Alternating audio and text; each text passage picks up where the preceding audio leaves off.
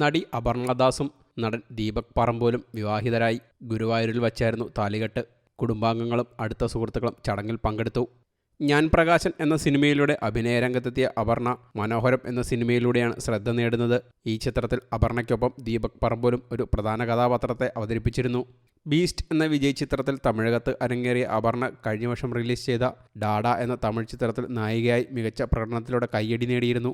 ആദികേശവിലൂടെ കഴിഞ്ഞ വർഷം തന്നെ തെലുങ്കിലും അരങ്ങേറ്റം നടത്തി. സീക്രട്ട് ഹോമാണ് അവസാനമായി റിലീസെത്തിയ സിനിമ. മാളികപ്പുറം ടീം ഒന്നിക്കുന്ന ആനന്ദ് ശ്രീബാലയാണ് പുതിയ പ്രോജക്റ്റ്. മാളികപ്പുറം എന്ന ചിത്രത്തിൻ്റെ തിരക്കഥാകൃത്ത് അഭിലാഷ് പിള്ള തിരക്കഥയൊരുക്കി. വിഷ്ണു വിനയ് സംവിധാനം ചെയ്യുന്ന ചിത്രത്തിൽ അപർണയും അർജുൻ അശോകനുമാണ് പ്രധാന വേഷത്തിലെത്തുന്നത്. വിനീത് ശ്രീനിവാസന്റെ മലർവാടി ആർട്സ് ക്ലബ് എന്ന സിനിമയിലൂടെയാണ് ദീപക് സിനിമയിലെത്തുന്നത്. തട്ടത്തിൻ മറയത്ത്, തിര, D company, Kunjiramayanam, Rakshadhikari Baiju, Vishwavikhyatharaya Payyanmar, captain, b tech, Kannur squad തുടങ്ങിയ അടുത്തിടെ വമ്പൻ ഹിറ്റായ മഞ്ഞുമൽ ബോയ്സിലും ദീപക് ശ്രദ്ധേയമായ വേഷം ചെയ്തിട്ടുണ്ട്. വർഷങ്ങൾക്ക് ശേഷമാണ് നടൻ്റെ പുതിയ റിലീസ്.